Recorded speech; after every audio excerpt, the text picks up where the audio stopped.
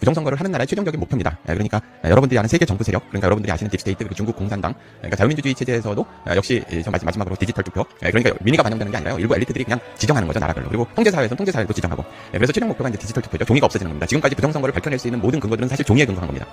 그래서 그걸 최종적으로 없어서 증거 자체가 완전히 소멸되게 만드는 것이 최종 목표. 그 부분, 그러니까 그 중간 단계죠. 우리나라는 그게 제일 우리나라가, 그러니까 사기라든지 사기 선거가 우리나라가 최첨단이에요. 우리나라가 부정선거에서는 전 세계 1위입니다. 그러니까 기술적으로라든지 아니면 사기적으로 그게 판사가 보호해줘서 부정선거를 다 기각시켜버리고 증거 보전 신청도 기각하고 선관위원장도 판사가 맡고 그리고 가족회사가 특정 지역의 가족회사가 선관위를 맡으면서 표를 조작하는 것뿐만이 아니라 사전선거가 이렇게 돼 있고 거기서 이제 한 단계 더 나가는 게 터치스크린이죠. 터치스크린. 이걸 도입을 하려고 그러는 것이 아닌가 하고서 이제 너무너무 걱정을 해서 이제 이런 이걸 뭐죠? 제일 먼저 개헌이라든지 공직선거법 개선을 하면서 종이를 없애자는 놈이 1번 주적이에요. 중국 공산당과 글로벌리스트의 하수인들이라고 생각을 하시면 됩니다. 두 번째가 뭐냐면 다 하지 말고 특검하고 국정조사만 하자는 놈들은 뭐냐면은 아시겠죠? 여러분 제 얘기 아시겠죠? 그러니까 전자투표가 아니라 이걸 디지털 투표라고 그럽니다. 디지털 투표. 그러니까 우리가 이제 헷갈리지 않는 게 뭐냐면 전자로 도입하려고 그런 거야. 종이가 없어지는 거예요.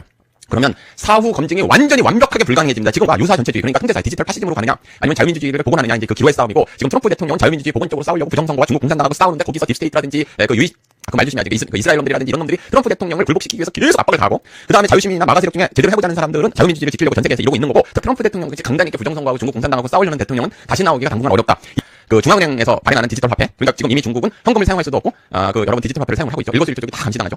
금순 공정이라고 해가지고 인터넷서부터 여러분들 어플이라든지 유튜브도 볼 수 없게 돼 있죠. 마지막 단계 걔네들은 어차피 공산주의고 통제사이기 때문에 선거가 의미가 없죠. 그런데 전 세계가 이렇게 가는 겁니다. 여기에 지금 세계 정부 세력들, 여야 모두 세계 정부 딥스테이트 영향을 받는, 그리고 중국 공산당한테 꼭 받고 있는 놈들이 개헌을 하자고 그러면서 한동안 같은 5.18 개헌을 하자고 지금 있잖아요. 여기까지 올라가지 말을 못하면서 자신들이 대통령 되는 게 꿈이었거든요. 그러면서 우리나라를 좌파, 그 다음에 세계 정부 세력에다가 헌납을 한 거예요. 그때부터 시작이 된 거거든요. 근데 지금도 국민적 저항 에너지가 무르익었을 때 거기 가가지고 원숭이 짓을 공직선거법 개헌도 하면서 공직선거법 같이 하는 겁니다. 뜻이 적은 새벽에 공격해 들어옵니다. 성이 함락당할 때 항상 새벽에 함락을 당하는 거를 제가 수천 년을 역사책을 봤기 때문에 항상 새벽에 들어옵니다. 부정선거도 새벽에 자행합니다. 사람들이 피곤하고 졸고 있을 때 자행됩니다. 그래서 부정선거 카르텔 1번이 누구예요? 부정선거 카르텔 연루됐던 자들을 사형을 시켜야 되는 거예요. 사형. 부정선거 카르텔 사형. 부정선거를 시키기 위해서 만들어진 게 선관위입니다. 선관위가 만들어지면서 이들이 무서버리게 거력을 갖고 시간이 지나면서 DJ 때부터 해가지고 특정 지역에 있는 사람들이 싹쓸이로 다 거기 일자리를 차지하고 그 자녀들이 다 다니고, 그러면서 여기가 한 명도 양심선언이 나올 수 없게 됐어요. 그러니까 당연히 선관위를 해쳐야죠. 그 나라가 거의 없어요. 연결이 된 사전투표는 완전 폐지하고 4번 당일 투표를 하고, 아까 말씀드린 현장 수개표, 이게 오랫동안 부정선거 투쟁하던 사람들 다 아는 얘기예요. 당일 투표 현장 수개표 아시겠죠? 이렇게 되는. 그러니까 선거법을 개정하기 위해서는 부정선거로 당선된 자들을 처단을 해야 되겠죠. 1번. 그러니까 여기에 물러서지 마십시오. 그러니까 지금 우리가 구호를 심플하기 위해서 재선거 뭐 이렇게 원점, 그런데 그 구호도 좋지만 그 구호는 부정선거를 또 한단 말이에요. 그렇게 하면. 그리고 선관위가 계속 있는 한, 그리고 지금 제도가 있는 한은 누가 정권을 잡아도 악마의 유혹에 시달려요. 1, 2, 3, 1번에서 7번까지 이 제도로 완벽하게 관철될 때까지 여러분 물러서면 안 됩니다. 또 하나 구호에서 조심해야 되는데 3.15 부정선거 같이 부정선거도 하는데 3.15는 이기붕이 부정선거를 하지 이승만 대통령이 한 게 아니에요. 아까 수십 년 동안 했던 아날로그식 부정선거가 2002년도부터 디지털 부정선거, 그러니까 전자투표 부정선거로 바뀐 거고, 그 다음에 2014년도 사전선거가 와가지고 그 다음에 중국하고 이 부정선거 카르텔이 형성된 아주 더러운 부정선거예요. 부정선거. 드디어 조선일보도 더 이상 민의를 외면하지 못하고 결국 오늘자 신문 일면에 이렇게 보도했어. 그동안 선거 관련 문제를 철저히 외면했던 주요 언론사들인데 이번 6.3 사태에서는 국민들의 분노가 심상치 않다고 느낀 것 같다. 특히 현장을 가보면 대부분이 2030 세대들인데 동서고금의 역사가 말해주듯 젊은이들이 지금 대한민국 역사를 새로 쓰고 있는 모양새야. 대학생들은 시험기간, 자영업, 직장인들은 안 좋은 경제 상황에 현생에 집중해야 될 시기임에도 침탈당한 참정권을 회복하려 국가를 위해 온몸을 내던진 청년들이 정말 자랑스러워. 우리 자랑스러운 2030 청년들 응원한다면 좋아요 부탁해. 치킨 여기서 받으실 수 있어요. 옆으로 가세요. 멈추면 위험합니다. 당겨주세요. 멈추면. 혹시 뭐 하나 좀 여쭤봐도 될까요? 여기 이제 봉사해주고 계신데 학교에서 오셨는지 많이 자발적 직장인들. 아니 그러면 여기는 어떤 단체는 아니에요? 그럼 서로 몰라요? 다니다가 일도 필요하세요. 그럼 김밥은 누가 사는 거예요? 그냥 모르는 사람이 갖다 줘요? 네. 이렇게 그냥 들어와요. 감사합니다. 수고 많으십니다. 혹시 어느 학교에서 오셨나요? 학교 안 그냥 서로 아세요? 아 그냥 모르는데 그냥 와서 도와주신 거예요? 감사합니다. 안녕하세요. 어디 학교에서 오셨어요? 개인이에요. 서로 아세요? 아 서로 그냥 필요해 보여서. 대통령이라는 것은 헌법을 수호할 제1의 의무를 갖는 사람입니다.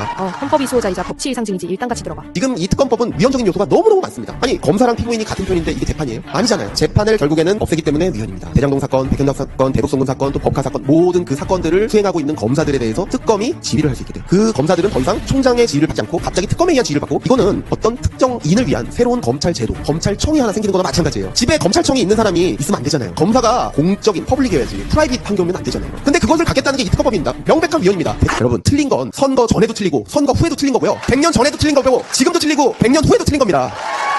공소 취소를 위한 특검, 그것도 대통령의 죄를 없애는 공소 취소를 위한 특검, 이런 것은 한 번도 있었던 적이 없습니다.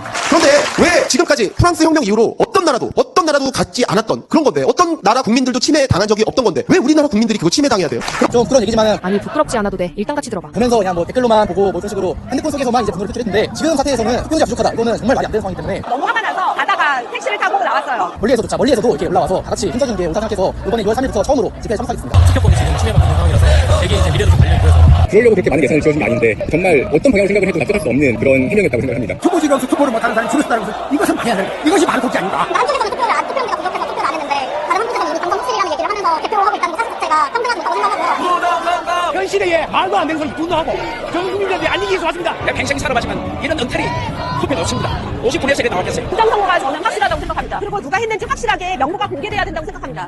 여러분, 한국의 선거 문제를 이야기하는 올림픽 공원 집회에서 왜 태극기와 성조기를 함께 흔들까요? 이는 미국을 추종하거나 숭배해서가 아닙니다. 대한민국의 자유민주주의 체제는 1948년 건국 이후 한미동맹이라는 안보의 핵심 축 위에서 성장했습니다. 실제로 1950년 북한의 남침으로 나라가 사라질 위기에 처했을 때 수많은 미국 장병들이 목숨을 바쳐 한국을 지켰고 이후 한미동맹은 대한민국이 공산화되지 않고 자유민주주의 국가로 존속하는데 핵심적인 역할을 했습니다. 1953년 한미상호 방위조약 이후 대한민국은 북한의 군사적 위협을 억제할 수 있었고 미국이 자국 시장을 활짝 열어 우리나라 수출 대기업들이 대거 진출해 한강의 기적으로 불리는 산업화와 민주화를 이룰 수 있었습니다. 반대로 미국을 제국주의로 규정하고 주한미군 철수를 주장하는 세력들에겐 성조기는 자신들이 반대하는 가치의 상징일 수 있습니다. 그래서일까요? 지금까지 평화롭게 진행되던 올림픽 공원 시위에서 난데없이 한 무리의 단체가 몰려와 태극기와 함께 흔들고 있던 성조기를 조직적으로 빼앗고 도망가거나 아예 그 자리에서 성조기를 찢어버리는 사태가 발생했습니다. 이들의 정체는 바로 김정은 위원장을 경애하고 미국을 제국주의 침략 세력으로 규정하고 주한미군 철수를 주장하는 종북좌파 한국대학생진보연합 줄여서 대진연입니다. 80년대 학생운동을 하며 주한미국 대사관 점거, 화염병 투척 같은 과격한 반미운동을 했던 정청래 민주당 대표와 김민석 총리와 같은 운동권 세대의 전대협 한총련과 같은 극단주의 좌파 세력 NL 학생운동의 이념적 후예들입니다. 지금 대한민국은 건국 이래 가장 중요한 전략적 갈림길에 서 있습니다. 문재인 정부 시절부터 대북 정책과 한미 관계를 둘러싼 논쟁이 계속됐고 현재 이재명 정부 출범 이후에도 주한미군 역할 축소, 전시 작전권 조기 전환, 북한 방어 태세 완화, 친중 외교 정책 때문에 한미 동맹은 그 어느 때보다 큰 위기를 맞이하고 있습니다. 그래서 성조기는 단순히 미국을 지지한다는 의미가 아닙니다. 대한민국은 자유민주주의 국가로 남아야 한다. 한미 동맹은 국가 안보의 핵심 축이다. 북한과 중국, 러시아가 군사적으로 밀착한 상황에서 한미 동맹을 약화시켜서는 안 된다. 이런 메시지를 상징적으로 표현하는 수단입니다. 결국 올림픽 공원에서 성조기를 흔든 대다수의 사람들은 대한민국의 건국 정신과 자유민주주의 체제 그리고 한미 동맹의 가치를 지지하기 위해 태극기와 성조기를 함께 든 겁니다.